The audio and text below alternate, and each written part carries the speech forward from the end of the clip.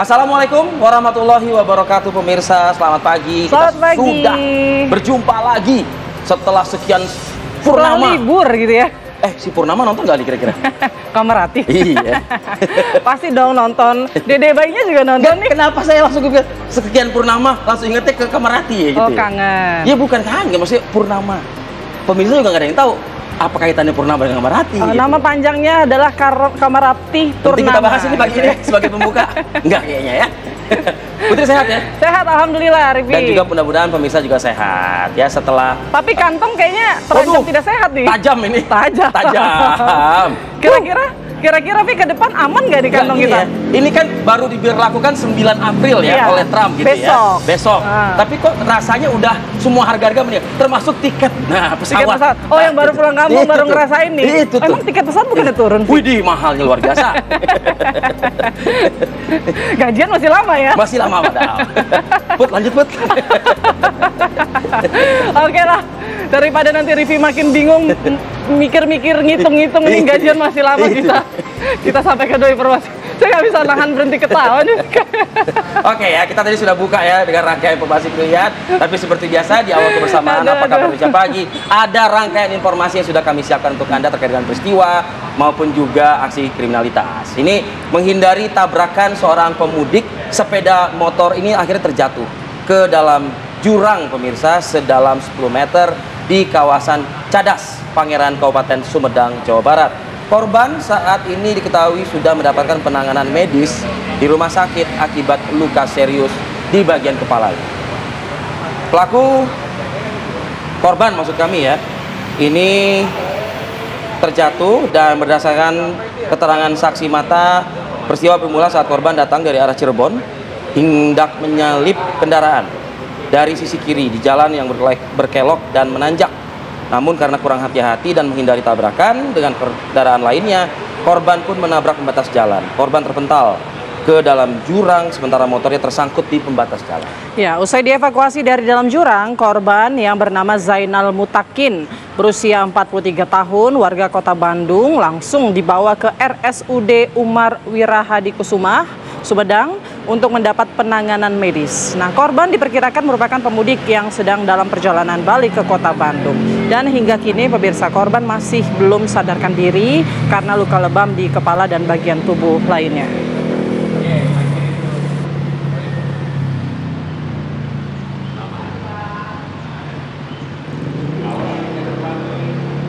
Ya, informasi selanjutnya pemirsa, ada sebuah mobil minibus terbakar hebat di area SPBU Kabupaten Sidrap, Sulawesi Selatan.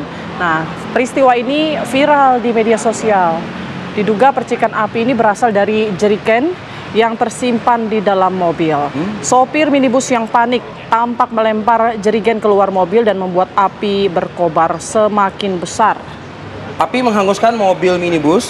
Belakangan diketahui mobil telah dimodifikasi untuk membuat BBM bersubsidi ilegal. Pemilik mobil mengalami luka bakar pada bagian tangan dan telah segera mendapatkan penanganan medis rumah sakit.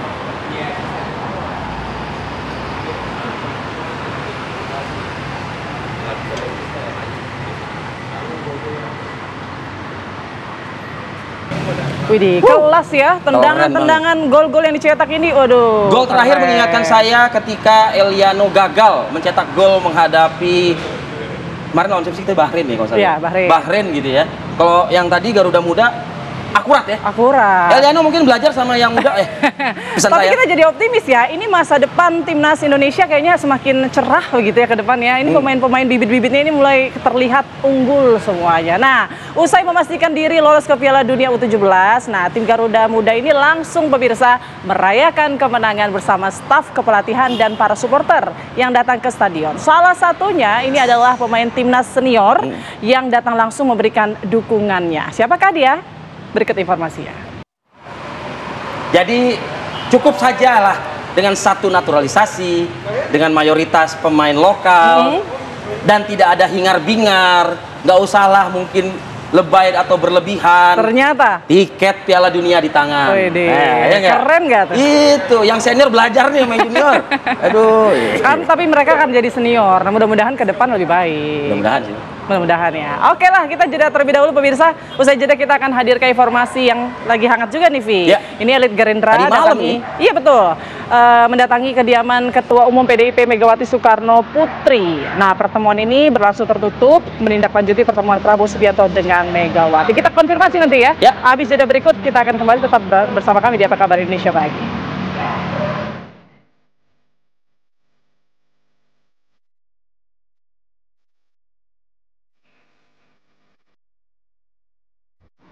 Ya, Anda kembali di Apa Kabar Indonesia Pagi, pemirsa. Presiden Prabowo Subianto menghadiri panen raya padi di Majalengka, Jawa Barat pada Senin siang. Presiden Prabowo melakukan panen raya padi ini bersama dengan desa Randegan Wetan, Kecamatan Jati 7. Dan kegiatan ini, pemirsa, merupakan bagian dari panen serentak yang diadakan di 14 provinsi dan 157 kabupaten kota di Indonesia sebagai upaya memperkuat ketahanan pangan nasional. Prabowo memanen padi menggunakan combine harvester, yakni peralatan pertanian modern, serta menyaksikan langsung transaksi serap gabah petani oleh Bulog. Usai menjajal alat teknologi combine harvester, Presiden Prabowo pun berinteraksi dengan para petani sewilayah Majalengka dan Indramayu.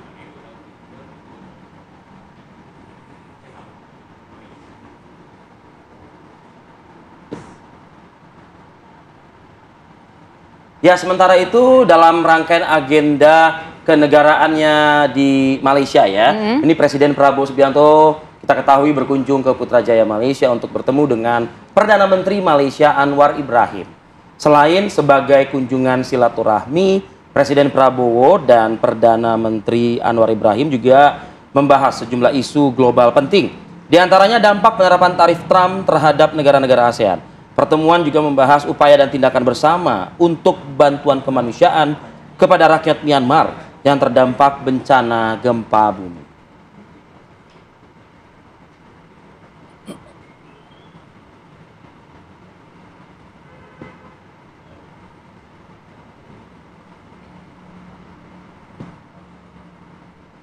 Ya, akhirnya ya, Vi, setelah kemarin anak-anak presiden sudah berkumpul begitu ya, bukber gitu. Terus silaturahmi lebaran halal bihalal. Ya, Mas Didi datang juga ke rumah Bu Megawati. Nah, akhirnya nih informasinya juga Pak Presiden Prabowo Subianto ini juga bertemu dengan Megawati Soekarno Putri. Nah, ini juga kita duga ya, masih kita duga karena nanti kita pastikan kembali di mana elit Partai Gerindra ini tadi malam mendatangi kediaman Megawati Soekarno Putri di Jalan Teguh Umar Menteng, Jakarta Pusat. Kalau saya melihat di gambar ini, kita sepertinya mengidentikan ya, kendaraan maung putih ini adalah kendaraan RI1, Prabowo Subianto.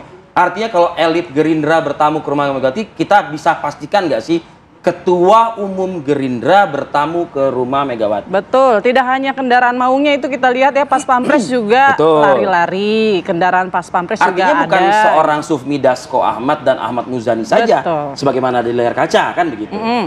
Artinya sudah terjadilah, bisa kita pastikan begitu, Putri, pertemuan antara Ketua Umum Partai Gerindra yang juga Presiden Republik Indonesia dengan Megawati Soekarno Putri, Ketua Umum PDI Perjuangan.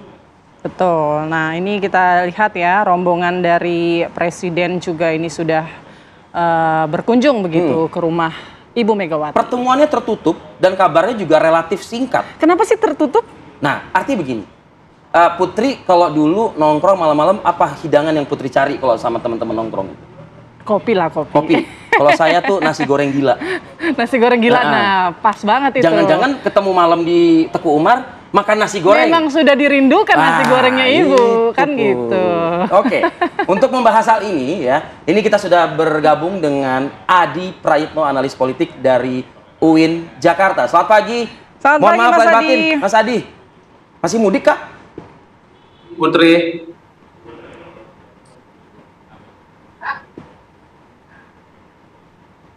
Ya, Adi, bagaimana Anda mengomentari pertemuan yang terjadi malam tadi? Catatan kita tentunya adalah kenapa pertemuan ini mesti tertutup dan juga relatif singkat sekali.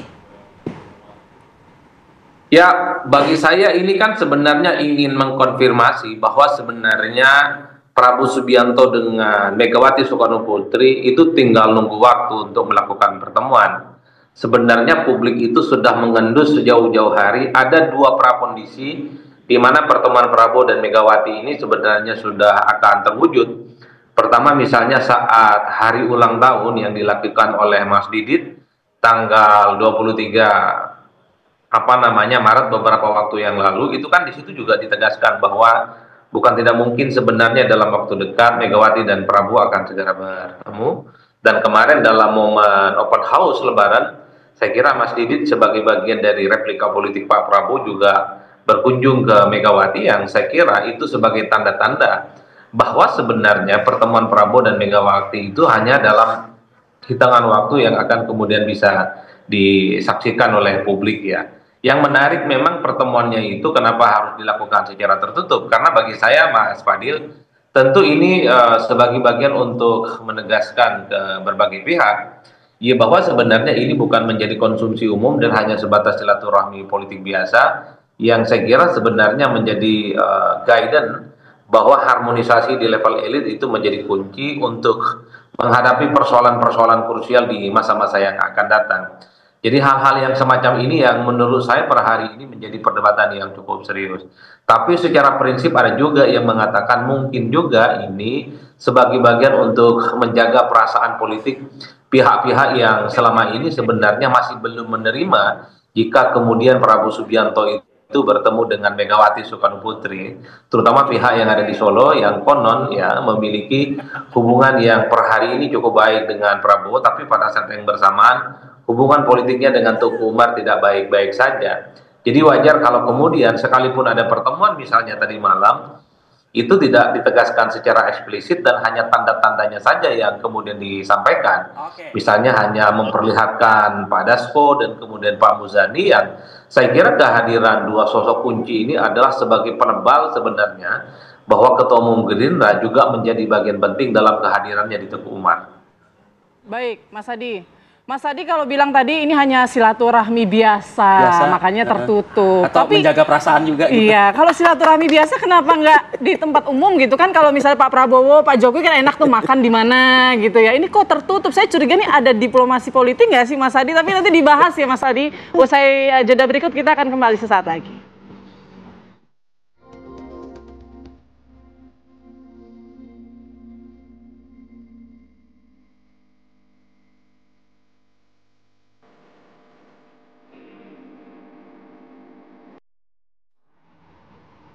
Ya, ada kembali di Apa Kabar Indonesia Pagi. Langsung saja Mas Adi, ini kalau misalnya menjaga perasaan menjaga perasaan sahabat yang lain, ini kalau kita lihat kan pertemuannya tengah malam, tertutup dan singkat pula. Yakinkah ini hanya silaturahmi biasa?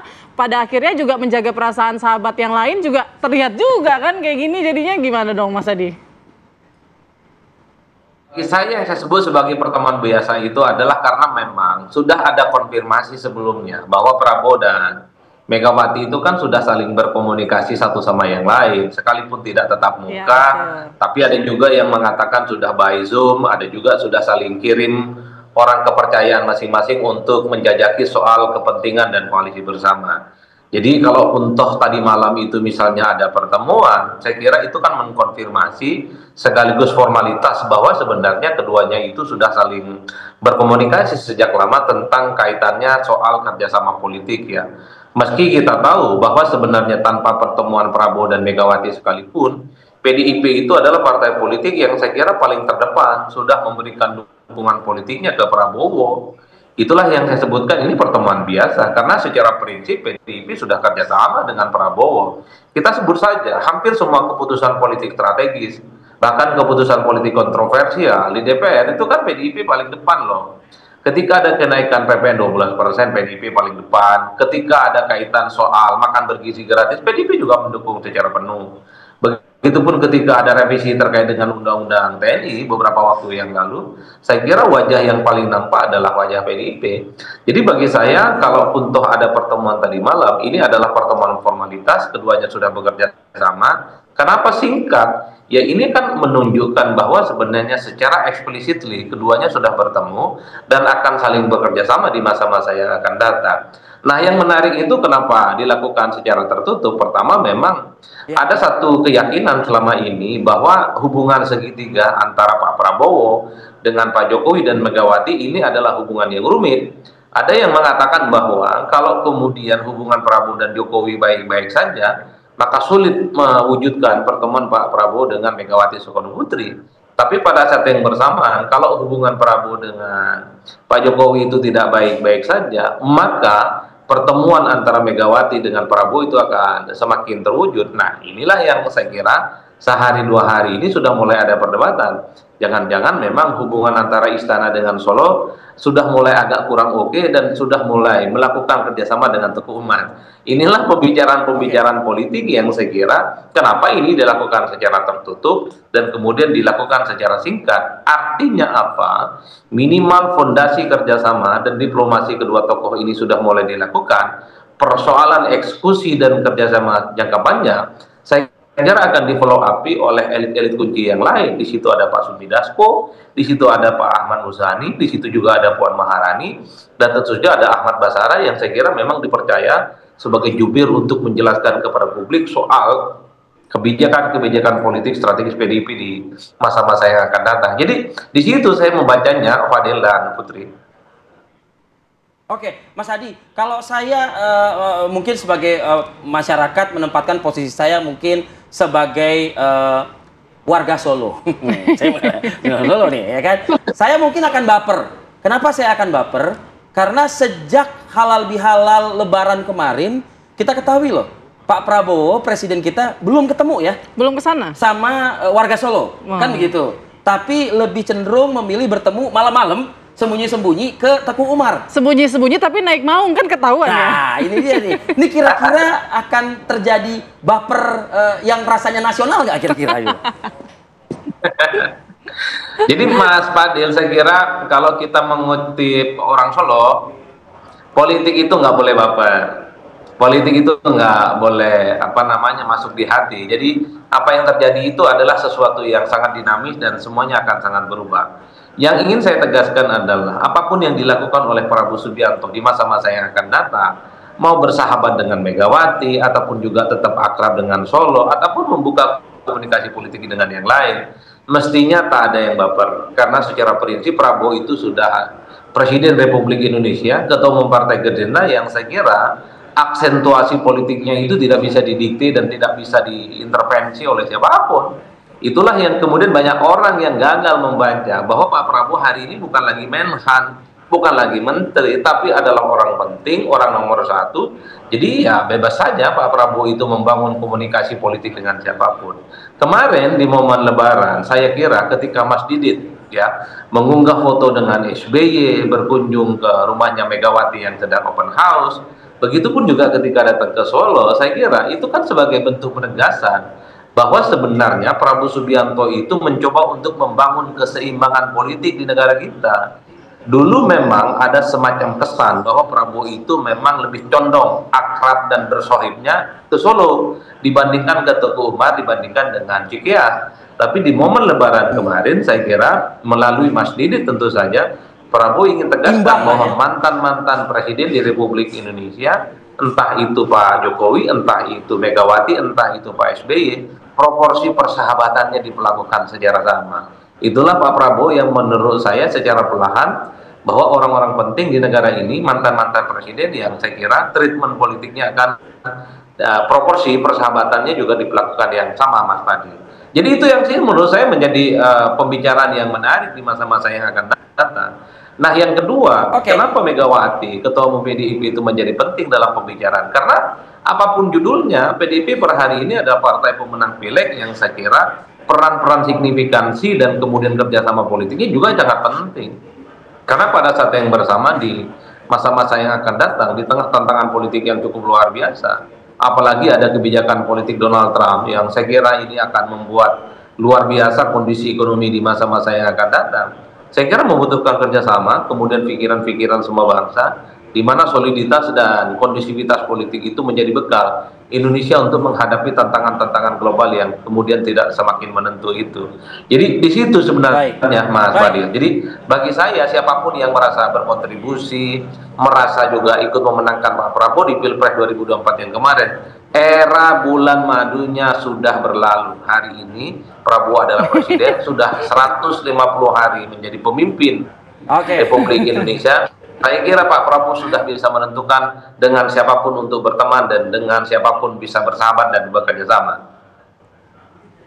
Karena Presiden Republik Indonesia, gitu lah ya. Bisa menentukan. Terima kasih Mas Adi Praetno. Sekali lagi maaf lahir batin Mas. Dari kami. Sama-sama Mas Adi, Putri, lahir batin. Oke, jangan cuma Pak Prabowo Megawati aja maaf lahir batin. Kita juga dong. Betul, kan? betul. Tapi kenapa mesti sih harus disembunyi-sembunyikan? Iya, enggak, kalau mau sembunyi-sembunyi, pakailah kendaraan yang tidak melambangkan ini kendaraan presiden loh. Atau sengaja lah itu. Iya, itu saya sembunyi-sembunyi sengaja sebetulnya gitu.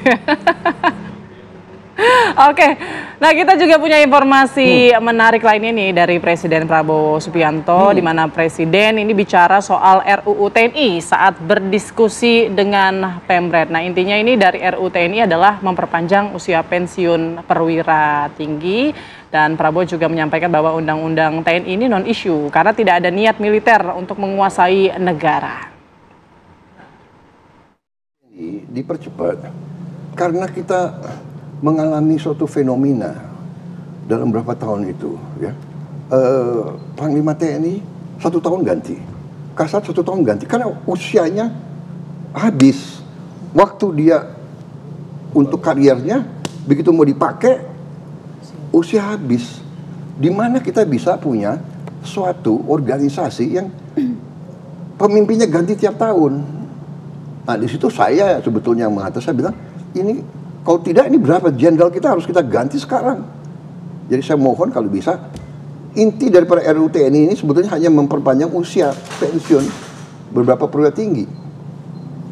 Gak ada niat TNI mau difungsi lagi, come on, ya kan? Nonsense itu saya katakan, tidak ada niat TNI ya keluar dari politik. Coba buka sejarah, di mana TNI keluar dari politik dalam sekian puluh tahun, berapa ya, waktu kejadian disfungsi ABRI itu ya memang Bung Karno yang ajak ABRI masuk karena kondisi Indonesia diserang, diganggu, PRI Permesta, DITI, RMS. Akhirnya Presiden waktu itu Bung Karno mengatakan darurat perang. Kita jangan lihat kondisi sekarang, kita lihat kondisi tahun 50-an gitu. Iya kan? Saya masih ingat, saya masih anak kecil. Dari Jakarta mau ke Puncak lewat Bogor, dihentikan di tengah jalan. Di jalan ke Puncak itu DI, rambut gondrong di pinggir jalan. Dihentikan. Ya mereka minta makan, minta ini. Jadi kondisi zaman berbeda-beda, ya. Jadi menurut saya undang-undang TNI itu is a non-issue. Tidak ada niat. Semua pejabat tentara yang akan masuk jabatan-jabatan sipil pensiun dini. Hanya ada beberapa lembaga yang memang diizinkan. 14 itu. Intelligence, bencana alam, Basarnas, dari dulu kan ini hanya mengformalkan. Kemudian apa ya katanya kejaksaan, kenapa ya kejaksaan ada jaksa apa pidana militer, kemudian hakim agung, ada hakim agung ya kan kamar militer, dan kalau dilihat semua itu ada reasoningnya. Jadi menurut saya is non issue, itu rakyat juga tahu kok bahwa. Tapi transparansi proses pembahasannya juga akan dipersoalkan. Itu yang memicu demo sebetulnya Pak. Selain konten ya, selain konten yang dikhawatirkan bahwa ini kita mengarah ke militarisme negara, militarisme ada kotor-kotor lagi kayak zaman Orde Baru. Ya sudahlah, ya. Gak ada itu. Ya. Okay. Gak ada militarisme apa, ya kan? Militarisme apa? Kenapa orang nggak ribut kalau Thailand itu kudeta berkali-kali kok? Kenapa nggak? Anda ngerti? Nggak ada itu. Militerisme apa? Jadi, saudara, kalau Anda tanya secara objektif ya, bikin survei, tanya rakyat, lembaga mana yang paling dipercaya oleh rakyat? Jangan elit intelektual di Jakarta yang punya akses, yang ya kan, yang banyak punya pandangan-pandangan tertentu gitu ya. Menurut saya bias gitu loh, selalu memandang dengan sakwa sangka, dengan curiga gitu. Memang TNI sih Pak, selama ini survei-survei mengatakan TNI. Cuman ada alasannya kenapa TNI itu nomor 1. Karena sejak reformasi TNI itu kembali ke barak. Itu dan kemudian lahir dari rahim rakyat. Jadi image itu yang membuat TNI itu selalu nomor 1 di survei. Nah, dikhawatirkan kalau misalnya makin banyak. Mbak Uni, yang bawa kembali ke barak siapa? Saya mau tanya. Reformasi. Yang bawa kembali TNI ke barak itu siapa? Pemimpin TNI sendiri. Ya. Kita sadar waktu itu, Pak Wiranto, Pak Yudhoyono, ya kan, Agus Wiradikusuma, termasuk saya yang dorong. Saya pertama di dalam TNI yang mengatakan civilian supremacy. Saya tunduk dan saya buktikan bahwa saya tunduk kepada pemimpin sipil. Saya diberhentikan oleh Pak Habibie, siap. Pada saya pegang pasukan terbanyak. Jadi jangan salah, jangan selalu pakai narasi yang selalu, ya kan? Menurut saya kita objektif, rakyat itu masih percaya sama TNI. Seru juga ya, diadakan forum seperti ini secara rutin begitu. Presiden bertemu dengan para jurnalis kakap atau senior. Mungkin nanti akan ada termin kedua ya, bersama dengan media-media lain yang belum berkesempatan.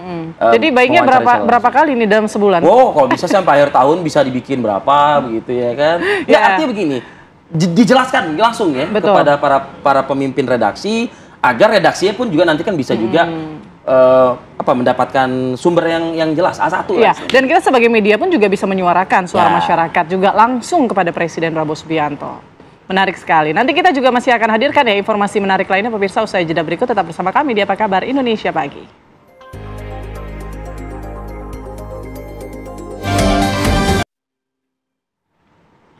Ya, Anda kembali di Apa Kabar Indonesia Pagi. Kalau di segmen sebelumnya ini soal Undang-Undang TNI ya. Kali ini Prabowo, Presiden Republik Indonesia juga menanggapi perubahan RUU Polri yang dianggap ini kurang transparan. Berikut cuplikannya.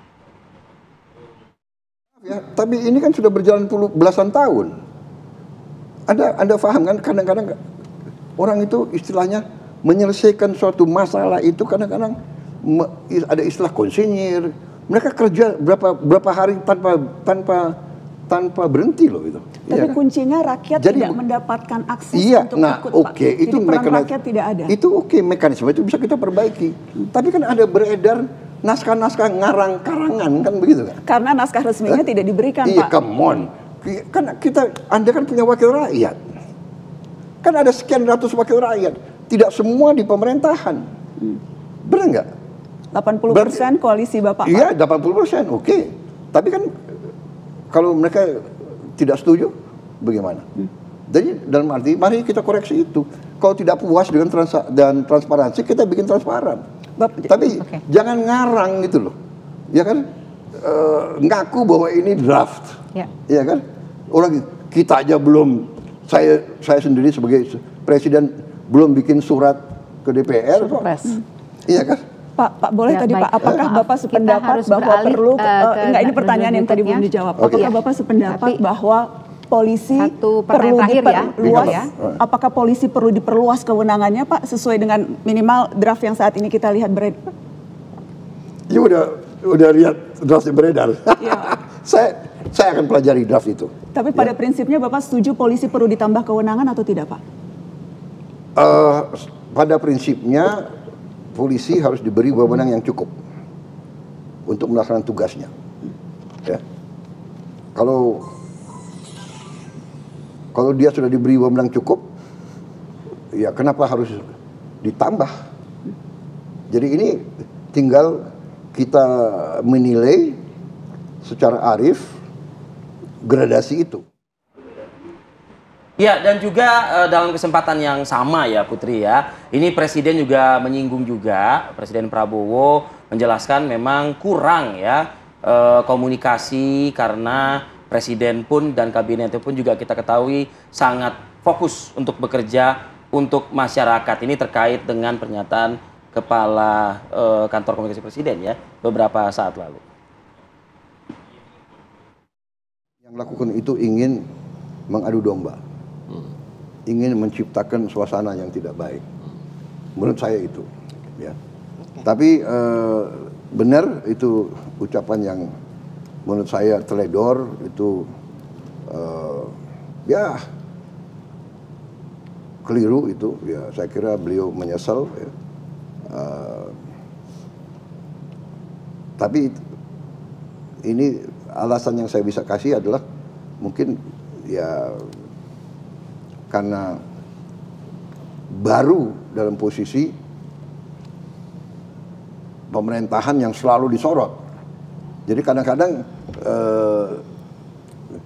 orang yang dari dunia perencana atau dunia survei atau dunia akademis muncul di panggung publik kurang cepat menyesuaikan. Menurut saya. Oke, makasih.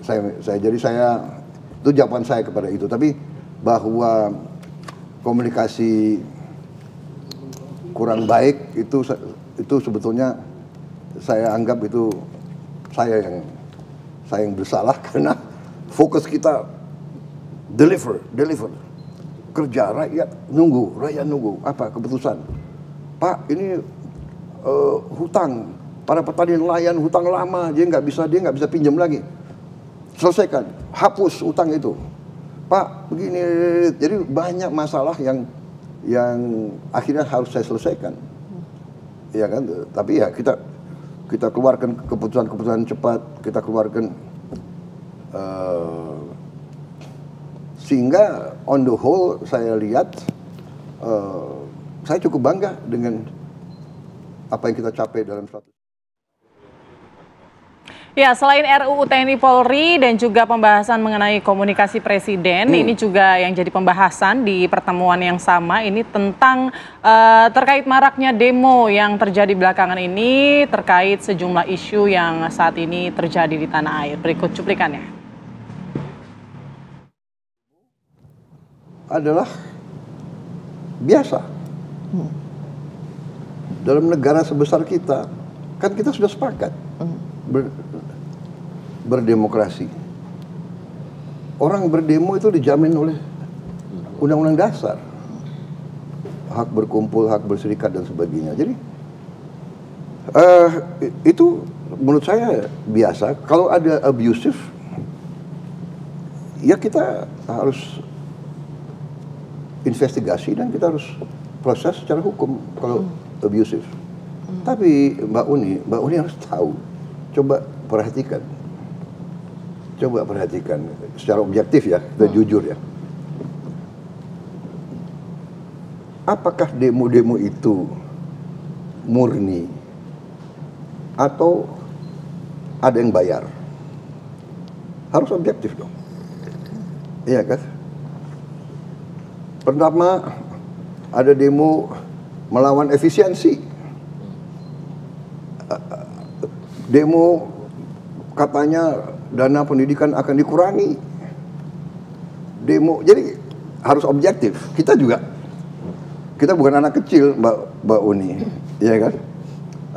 Kita hormati hak untuk berdemo, asal demonya damai, tidak mau menyulut kerusuhan. Nah, kalau bakar-bakar ban itu bukan damai. Dan kenapa abusive? Kita punya pengalaman. Saya mantan petugas keamanan juga. Kadang-kadang petugas dilempar plastik kencing kadang-kadang petugas dilempar plastik isinya kotoran manusia. Ya. Jadi selalu dalam pengelolaan suatu negara kita waspada.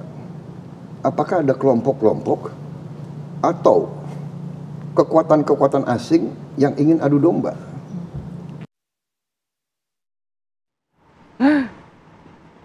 Ya, kita ketahui juga ya, pemerintah akan mengajukan proposal kepada Amerika Serikat dalam rangka negosiasi pasca penerapan tarif Trump terhadap Indonesia.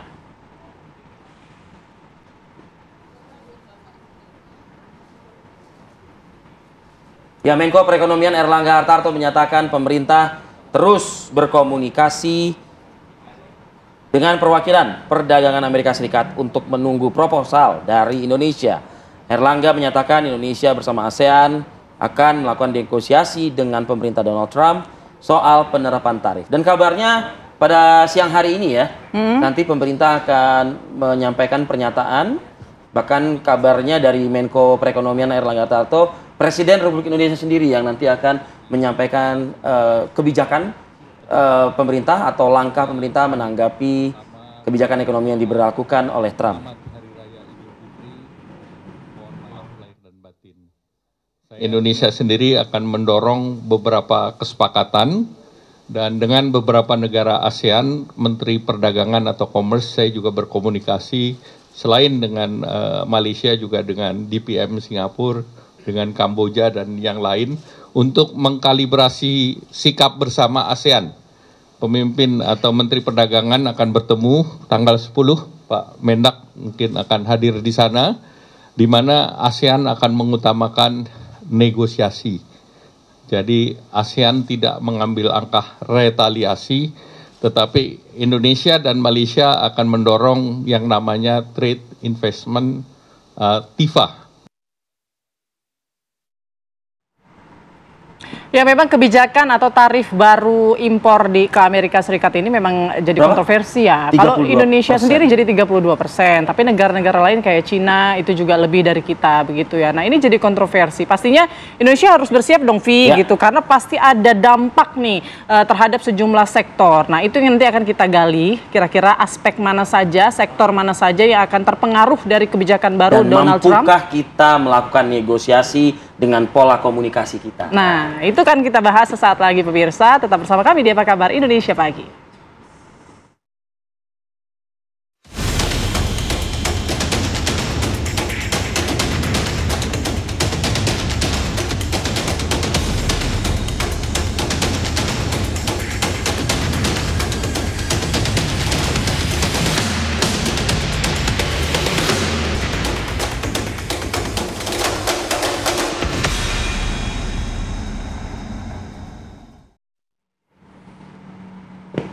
Ya, ini yang bikin resah warga Indonesia, bukan cuma warga ya, pemerintah juga kayaknya lagi ancang-ancang nih menyiapkan strategi apa kira-kira agar beberapa sektor kita mungkin tidak terlalu terdampak begitu ya terhadap kebijakan tarif baru impor di Amerika Serikat. Kalau mau bicara soal nasionalisme, ini saatnya mungkin kita berbenah nih.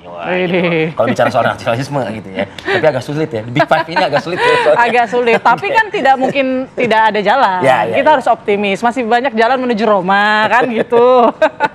Oke, kita langsung saja mungkin kenalkan narasumber kita yang akan menjelaskan bagaimana nih tantangan ke depan. Ada Mas Tauhid Ahmad, ekonom senior Indef. Selamat pagi Mas Tauhid. Selamat pagi Mbak Putri, Mas Fadil. Dan juga ada Mbak Dina Praptora Harja, pakar hubungan internasional. Selamat pagi, Mbak Dina. Selamat pagi, selamat pagi. Kalau dari senyuman Mas Tauhid sama Mbak Dina sih masih optimis kayaknya ya. Masih optimis atau saya ngelihatnya ada kerutan dikit deh. Kerutan kayak aduh pusing gimana nih ya. Mungkin. Tapi sebelum suara mereka kita dengarkan, coba kita pantau dulu bagaimana laporan rekan kita Yandri Subekti. Nah. Oke, sambil menunggu ya sambungan kita ya. Ya, karena kabarnya juga unjuk rasa terjadi di sana. Usai Donald Trump, Presiden Amerika Serikat, kemudian merilis atau menyampaikan kebijakan barunya, yaitu soal tarif impornya naik begitu. Oke, mungkin saya ke Mas Tauhid dulu ya, Mas. Ini pasti berdampak ya terhadap neraca perdagangan kita. Tapi saya juga penasaran, mungkin selain di Indonesia, boleh nanti dijelaskan dulu di Indonesia dampaknya bagaimana, tapi untuk Amerika Serikat sendiri juga bagaimana? Ya, dengan tarif impor naik berarti kan barang-barang yang mereka impor dari kita, negara lain, Cina, Vietnam, dan sebagainya juga naik. Artinya yang bayar kenaikan harga itu konsumen Amerika, bukan kita. Begitu ya. Misalnya pengaruh ke daya beli mereka dong berarti? Oh pasti, pasti. Kenaikannya tidak serta-merta kenaikan tarif. Misalnya kalau misalnya kenaikan tarif barang kita di sana 32% ya tarifnya, mungkin akan ada pricingnya sekitar 5-10% begitu ya. Nah itu kan berat bagi masyarakat Amerika di tengah situasi buat mereka begitu, karena mereka ternyata bukan kita yang bayar tapi masyarakat Amerika. Wajarlah demo, makanya demo dan sebagainya. Memang inflasi pasti akan terjadi di mereka begitu ya. Nah ini yang kemudian membuat problem. Yang kedua adalah apakah akan membuat penciptaan lapangan kerja itu tidak serta-merta, butuh waktu dan mungkin juga tidak bisa berhasil di semua industri. Karena apa?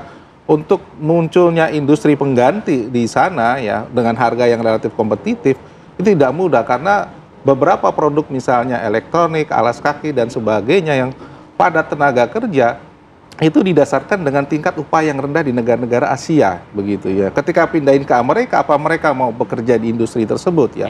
Mungkin ada teknologi, tapi tetap harganya nggak akan dapat begitu ya. Misalnya produk-produk otomotif ya, produk-produk mereka yang besar begitu dan sebagainya, nggak mungkin bisa langsung menggantikan produk Honda, produk Toyota dan sebagainya. Pasar Jepang yang sudah sangat familiar di Amerika begitu. Jadi tetap butuh waktu. Itulah yang membuat masyarakat Amerika ragu gitu. Apakah barter antara inflasi dengan kemudian penciptaan lapangan kerja dapat terjadi dalam waktu cepat. Nah, itu yang kemudian membuat masyarakat Amerika ya marah begitu ya. Oke, itu masalah yang ternyata terjadi mungkin di Amerika Serikat. Nah, dampaknya mungkin ke Indonesia. Ya, saya kira real. Ketika katakanlah harga naik, tentu permintaan akan turun secara gradual ya. Ketika turun, para produsen, eksportir akan diturunkan, ya akan direm lah secara gradual, bisa 5-10%. Yang tadi itu ya masih elektronik, alas kaki, sampai kemudian CPO kita gitu ya, termasuk juga produk karet kita, itu furniture, itu pasti akan penurunan jumlah pasokan ke Amerika. Lambat laun ya penyesuaian dari input termasuk tenaga kerja kita. Nah, the worst case-nya pasti akan berdampak tahun ini. Numpuk nggak sih jadinya produksi kita jadi oversupply tapi demand-nya kurang gitu? Iya, pasti akan terjadi ya. Ketika sekarang kan sudah banyak kontrak, tetapi pasti lama-kelamaan memikirkan karena tarif naik ya, mereka akan melakukan agreement penyesuaian begitu. Sekarang mungkin utilitas produksi yang ekspor bisa 70-80, tapi besok bisa di bawah 50 karena pasar kan juga secara persentase berapa itu elektronik, alas kaki, cukup CPO, karet? Besar. Kalau kita lihat ya, kan ekspor kita kurang lebih sekitar 28 miliar US dollar ya. Mayoritas mungkin sekitar 60%, ada 10 produk utama yang tadi saya sebutkan. 60%? Iya, jadi termasuk CPO lebih ya, itu kan termasuk besar ke sana begitu. Jadi kalau harga naik, ya tarif naik, misalnya harga dunia kita sekitar 4.800 ya, ringgit Malaysia, tapi kena tarif lebih tinggi ya, mereka lebih mahal. Nah itu otomatis kan kita mencari pasar lain nggak mudah dibayar, nggak mudah bisa dialihkan gitu kan. Lagi-lagi walaupun harga lebih standar, tapi kan preferensi nggak mudah. Barang diterima masyarakat Amerika belum tentu bisa dilempar ke Eropa atau negara-negara lain begitu. Tapi yang kita pikirkan adalah proposal masuk, tapi langkah antisipatif dampak di dalam negeri juga perlu dilakukan terkait tenaga kerja dan sebagainya begitu. Oke, baik. Sebelum ke Mbak Dina, saya mau pantau lagi nih di Amerika Serikat bagaimana gejolak dari masyarakat di sana terkait kebijakan Trump soal tarif impor ini. Yandri, sudah bisa mendengar suara kami, Yandri? Ya, Putri, selamat pagi waktu Indonesia, selamat malam waktu New York. Putri Arif Adil dan pemirsa TV One. Silakan Yandri, silakan. Iya, aksi demonstrasi besar-besaran dengan tema hands off yang terjadi 2 hari yang lalu, hari Sabtu 5 April, memang salah satu yang disuarakan oleh aksi demonstrasi yang berlangsung di sekitar 1.500 lokasi di seantero Amerika Serikat ini adalah kebijakan tarif yang dikenakan Trump terhadap hampir seluruh negara-negara di dunia ini, termasuk tadi Indonesia, dan juga sejumlah isu-isu kontroversial yang lainnya. Seperti diketahui, Trump semenjak menjabat sebagai Presiden Amerika Serikat ke-47 ini beberapa kebijakan kontroversial, diantaranya efisiensi pegawai federal atau pegawai negeri pemerintah, di mana banyak sekali terjadi gelombang PHK, pemutusan hubungan kerja untuk penghematan. Dan ini juga merupakan input ataupun masukan dari salah satu badan atau departemen di Amerika Serikat yang dibentuk Trump, yaitu DOGA, yaitu semacam badan yang ditugaskan untuk menentukan ataupun bertujuan untuk mengadakan efisiensi yang dipimpin ataupun yang dikepalai oleh Elon Musk, sehingga dalam aksi demonstrasi tersebut banyak sekali yang menyoroti atau yang menuntut. Salah satunya bahkan ada wacana untuk impeachment terhadap Trump, dan juga bahkan ada yang cukup berani sekali, yaitu untuk segera membubarkan ataupun bahkan mendeportasi Elon Musk. Dan juga beberapa yang disuarakan yaitu sejumlah kebijakan Trump yang mengadakan deportasi besar-besaran dengan tanpa ataupun mengindahkan aturan hukum, di mana beberapa kasus diantaranya yang dideportasi ini adalah mereka yang memiliki izin tinggal resmi seperti green card, dan juga bahkan pemegang visa yang masih berlaku. Dan juga bahkan beberapa hari yang lalu Trump juga membatalkan ataupun mencabut visa F1, yaitu pelajar atau mahasiswa yang berasal dari berbagai negara. Demikian juga beberapa pemotongan anggaran di departemen-departemen yang menurut pelaku ataupun demonstran ini penting, diantaranya adalah Departemen Pendidikan, efisiensi di Medicaid, ataupun efisiensi yang berkaitan dengan tunjangan kesehatan, kesejahteraan warga. Ini adalah salah satu yang disuarakan oleh aksi demonstrasi. Dan juga tentunya dari kalangan LGBT juga menyuarakan suaranya, karena beberapa waktu yang lalu Trump juga menyatakan hanya mengakui dua jenis kelamin di Amerika Serikat, yaitu laki-laki dan perempuan. Dan juga sejumlah kebijakan-kebijakan lain di mana menurut para demonstran ini sudah melanggar hak-hak asasi manusia, juga mengakibatkan kekhawatiran akan dampak yang diambil ataupun kebijakan yang dilakukan, diantaranya akan menimbulkan resesi ataupun inflasi yang semakin meningkat, dan juga kekhawatiran akan dikucilkannya Amerika di dunia internasional. Arif Fadil, dan para aksi demonstran ini akan terus melakukan aksinya hingga suara mereka diperdengarkan ataupun Trump meninjau kembali kebijakan-kebijakan yang telah diambil. Arif Fadil dan Putri. Baik, Andri, itu menarik ya. Semoga masyarakat Amerika Serikat bisa didengarkan juga ya oleh pimpinan negaranya. Tapi kita pun juga berharap kita juga didengarkan oleh pimpinan negara Amerika Serikat juga, gitu ya Mbak Dina ya. Usai jeda nanti kita coba akan ulas, Mbak Dina. Ini bagaimana metodologinya kita mau berkomunikasi, bernegosiasi. Tapi kalau saya sebagai Trump, saya mengatakan begini ke Indonesia, nanti dulu bos, kenapa? Ini masalah juga lebih banyak di sini nih, begitu loh. Tapi nanti ya, usai jeda kami akan kembali lagi.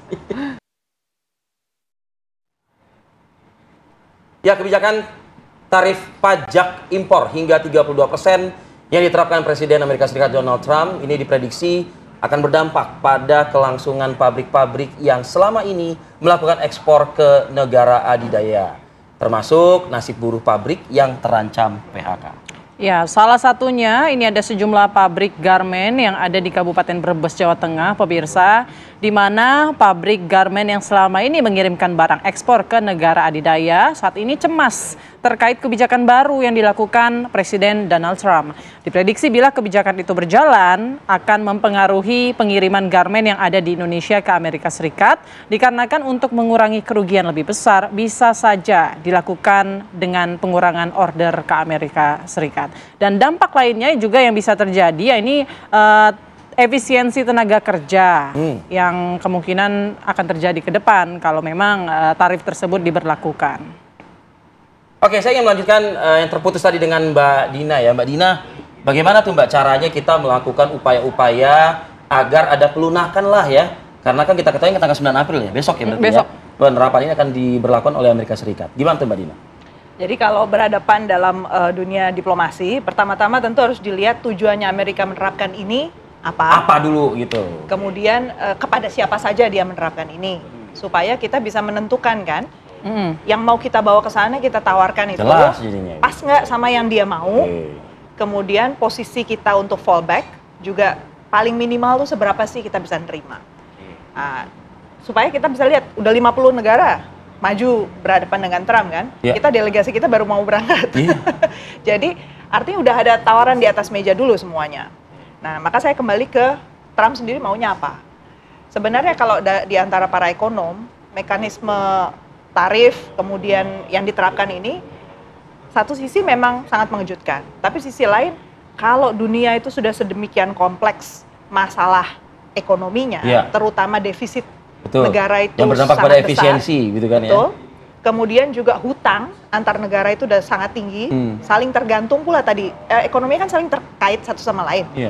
Misalnya Amerika sama Cina. Sebelum kejadian Trump ini kan Amerika problemnya sama Cina. Dia berusaha untuk mengutak-atik hubungan antara dua negara ini supaya hutang Amerika ke Cina itu bisa terbayar, atau gimana ya caranya kok utang kita makin besar. Sementara Cina juga merasa kalau Amerika nggak bayar, gimana dong kita. Berarti top priority-nya adalah negosiasi dan komunikasi dengan Cina dulu lah mungkin ya gitu ya?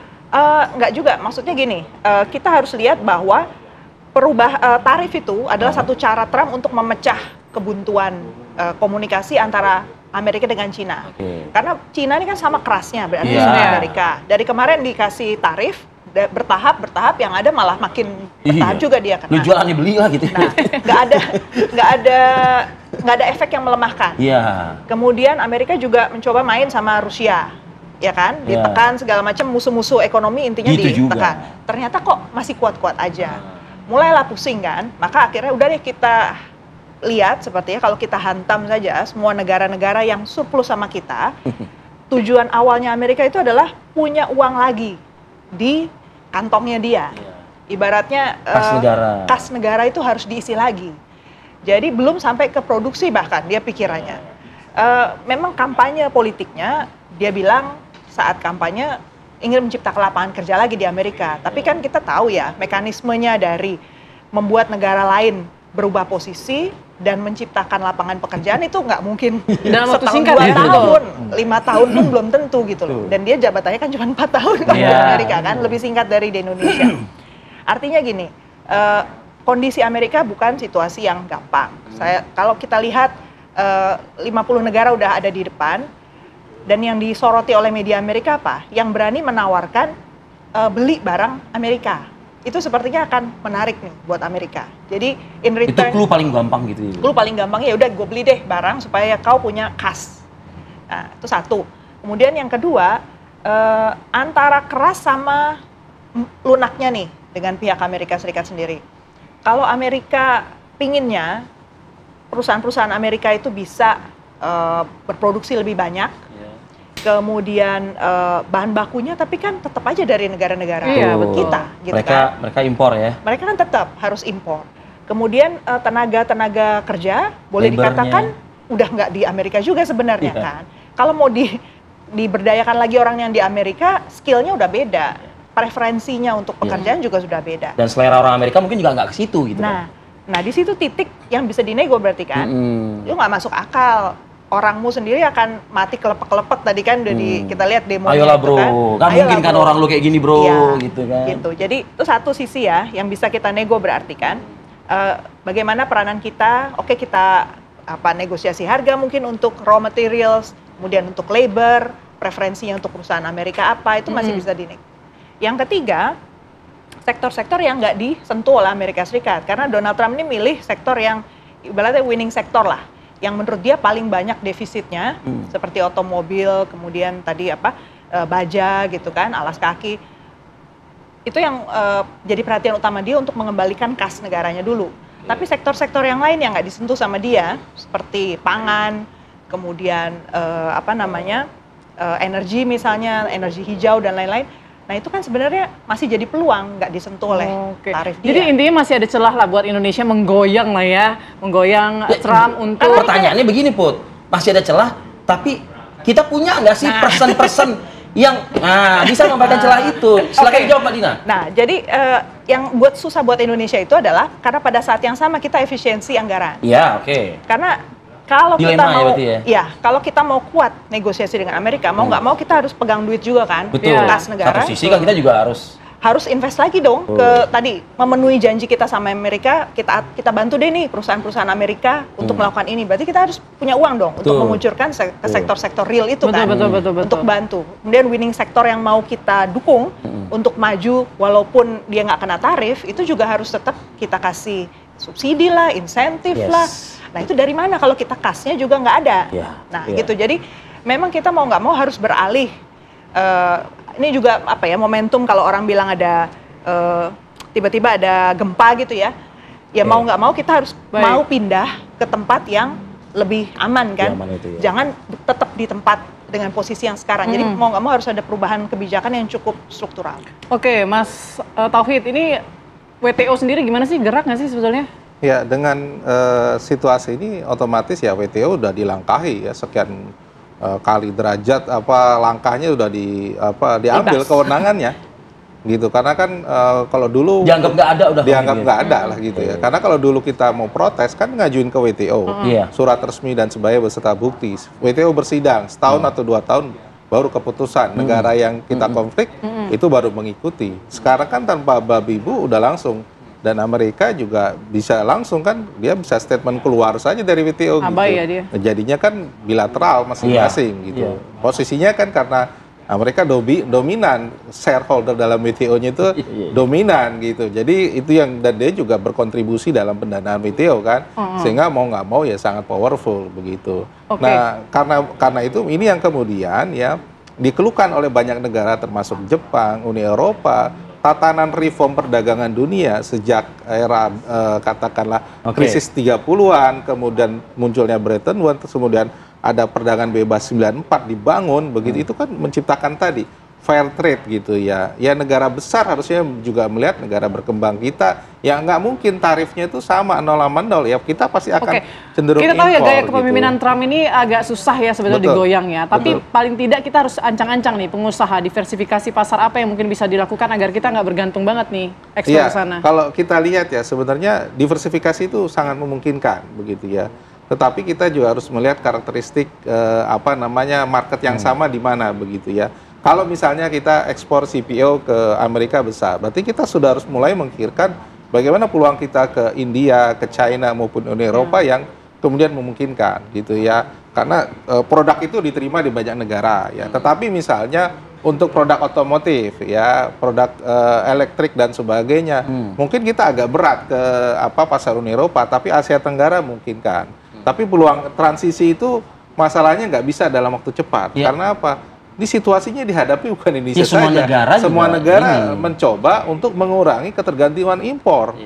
Begitu perluasan ekspor plus memperkuat dalam negerinya begitu ya. Karena kan misalnya negara lain ASEAN rata-rata di atas 20-30% posisi Amerika ya terhadap perdagangan mereka. Itu terpukul begitu. Ini kan artinya mereka. Jadi rubah selera kita lah gitu. Iya rubah ya. Ya saya kira ya penting begitu ya untuk melihat kalau situasi begini harus ada way out-nya. Memang ada misalnya ya kita tambahin saja defisit yang besar terhadap mereka, ditambah misalnya kita impor memang dari Amerika migas ya. ditambah impornya sehingga agak sedikit bisa berkurang defisitnya begitu. Tapi intinya memang mungkin sedikit kalau kita masalah belanja dari Amerika untuk menenangkan si Trump dulu ya. Jadi ada sesuatu lah deal yang kita kasih, trade off-nya ada.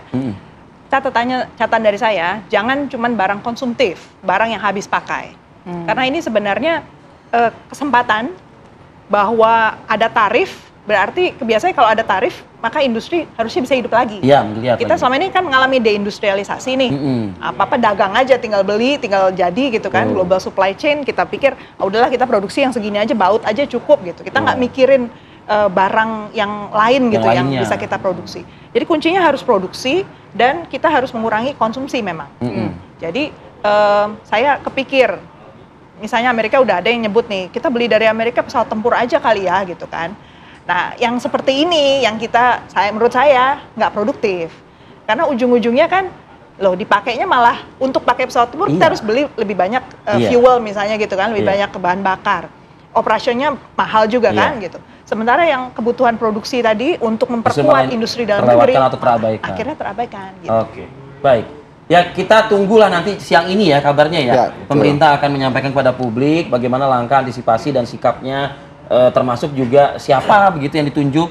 Tadi Pak Airlangga mengatakan sudah ada Menteri Perdagangan yang akan diutus ke sana. Yang akan diutus ke sana untuk bertemu. Tapi kita lihat apa hasil dari pertemuan G2G-nya ini. Terima kasih. Terima kasih. Dan kita akan juga nanti di segmen berikutnya memantau bagaimana perkembangan arus balik. Nah, ini masih ada hawa-hawa lebaran. Liburan ya? Iya, nanggung cuti 4 hari lagi, ketemu weekend masih panjang ini. Kita akan pantau ya sesaat lagi pemirsa. Tetap bersama kami di Apa Kabar Indonesia Pagi. Ya pemirsa, hari terakhir libur lebaran, gelombang arus balik di ruas tol Jakarta Cikampek, Karawang, Jawa Barat terpantau padat arah Jakarta pemirsa. Ini kami pemantaunya pada hari Senin malam ya. Guna mengurai kepadatan, polisi dan jasa marga terus memberlakukan rekayasa arus dengan sistem lawan arus atau kontraflow. Jadi kepadatan yang terjadi ini masih terus menjadi catatan dari pemangku kebijakan, terutama pihak kepolisian lalu lintas, yang mana situasional ya, menerapkan sistem kontraflow atau lawan arah untuk arus dari wilayah Jawa yang akan kembali ke Jakarta. Mengingat ini sudah hari terakhir libur lebaran begitu ya Put ya. Jadi harusnya udah masuk dong. Besok itu anak sekolah Put, anak sekolah besok ada yang mulai. Oh, hari ini juga udah ada yang mulai. Hari ini juga ada yang masuk. Oke. Kita akan memantau bagaimana laporan terkini dari gerbang tol Cikatama di Karawang, Jawa Barat, dan juga jalur Lingkar Gentong di Tasikmalaya, Jawa Barat. Pertama kita ke Agung Prasetyo terlebih dahulu ya. Agung, bagaimana pantauan terkini dari lokasi? Ya, terima kasih Arif Fadil, Putri juga pemirsa. Hari ini merupakan hari terakhir arus balik ataupun libur panjang lebaran. Pantauan arus lalu lintas di ruas tol Jakarta Cikampek atau tepatnya di gerbang tol Cikampek Utama pada pagi hari ini terpantau ramai dan lancar, tidak terlihat adanya kepadatan ataupun kemacetan baik sebelum gerbang tol Cikampek Utama ataupun selepas gardu transaksi yang masuk ke ruas tol Jakarta Cikampek. Dan bahkan kendaraan lebih lengang yang melintas di ruas tol Jakarta Cikampek terkhusus untuk menuju ke arah Jakarta, dan kendaraan juga dari arah timur yang akan menuju ke arah barat dapat melaju dengan kecepatan normal rata-rata 80 sampai 100 km per jam. Di gerbang tol Cikampek Utama juga tidak terlihat adanya antrian ataupun kepadatan kendaraan. Namun pihak Jasa Marga masih memprioritaskan gerbang tol Cikampek Utama untuk menuju ke arah Jakarta, karena memang di mana untuk pada pagi hari ini gerbang tol Cikampek Utama difungsikan sekitar ada 21 gardu transaksi, dan dikhawatirkan memang masih adanya volume kendaraan yang masih bergerak menuju ke arah Jakarta. Selain itu juga kendaraan yang telah masuk ke ruas tol Jakarta Cikampek dari arah Palimanan tercatat hingga pukul 5 pagi tadi sekitar ada 87.834 kendaraan. Namun angka ini menurun jika dibandingkan dengan hari sebelumnya pada puncak arus balik mudik yang tercatat pada tanggal 5 dan 6 kalau kami pantau dari kantor Jasa Marga tercatat ada sekitar 243.223 kendaraan. Memang kalau pagi hari ini lalu lintas lancar, artinya volume kendaraan sudah mengalami penurunan yang menuju ke arah barat ataupun menuju ke arah Jakarta. Sebagian masyarakat warga Jakarta ataupun Jabodetabek telah melakukan perjalanan mudik pada arus balik atau pada puncak arus balik itu. Dan sementara untuk kendaraan yang dari arah Jakarta yang akan menuju ke arah Palimanan memang terlihat adanya sendatan karena gerbang tol Cikampek Utama masih difokuskan ataupun diprioritaskan untuk menuju ke arah Jakarta, sehingga adanya peningkatan volume kendaraan ataupun selain kendaraan pribadi ada truk dan kendaraan sumbu 3 yang sudah melintas mulai pada hari ini sehingga terjadi antrian yang menuju ke arah Cikampek. Untuk rekayasa lalu lintas memang pada hari ini terutama untuk one way nasional yang diberlakukan dari ruas tol Trans Jawa. Kalau kami mendapatkan informasi di lapangan, memang untuk pada pukul 8.00 ini sudah tidak diberlakukan untuk kontraflow juga yang di ruas tol Jakarta Cikampek, baik satu lajur ataupun 2 lajur sudah tidak diberlakukan karena arus lalu lintas sudah normal. Sementara itu yang dapat kami kabarkan, kembalikan ke Anda di studio, Arif. Baik, Agung, terpantau ramai lancar ya, bahkan cenderung lancar ya arus lalu lintas di tol Cikatama. Bagaimana dengan jalur Gentong Tasikmalaya Jawa Barat? Ada rekan Agam Rizky. Agam Rizky, pantauan Anda hingga pagi ini?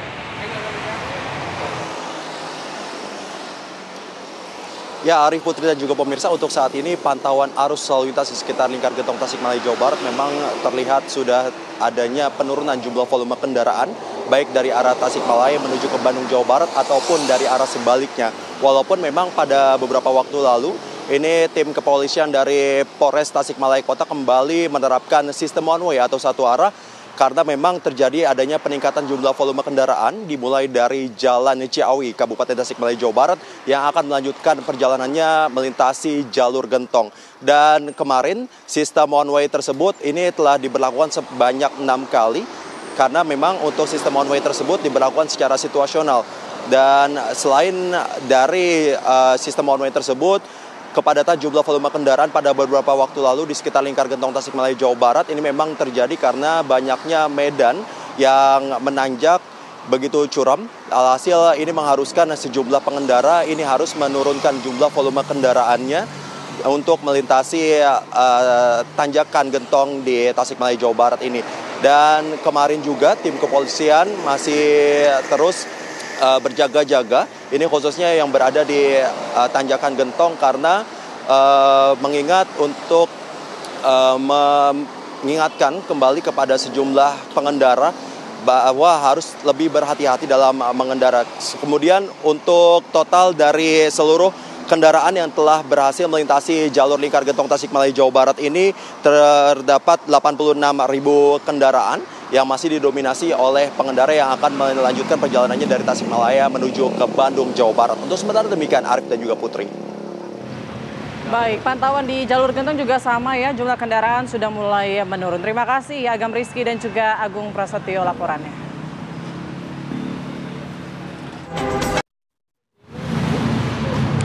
Libur telah usai.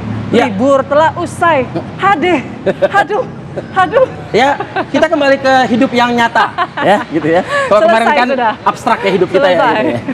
Oke, kita di segmen berikutnya akan hadirkan rangkaian informasi viral. Salah satunya adalah sebuah stand es krim ya di Surabaya, Jawa Timur ini nekat menjual berbagai varian yang mengandung alkohol. Kok bisa seperti ini? Usai jeda pada waktu berikut.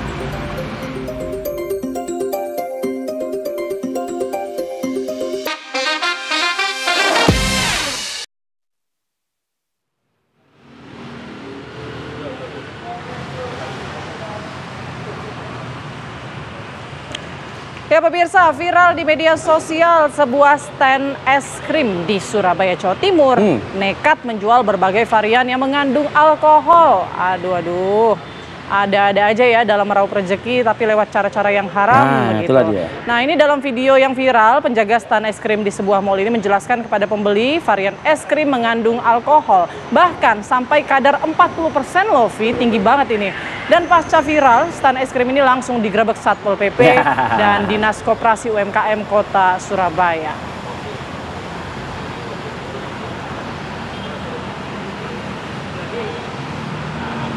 Kita ke viral berikutnya pemirsa.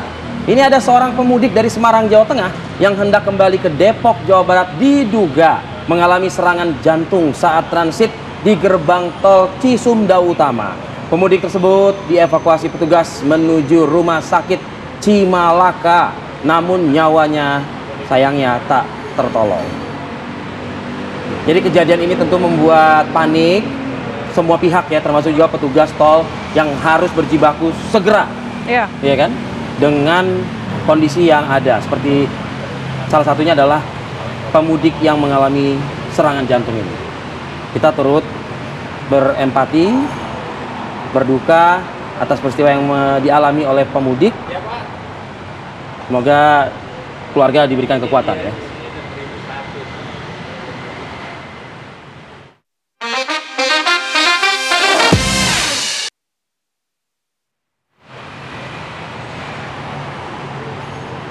Oke pemirsa, informasi tadi sekaligus menjadi akhir bersama kita di Apa Kabar Indonesia Pagi hari ini. Tapi setelah Apa Kabar Indonesia Pagi ada apa nih Putri?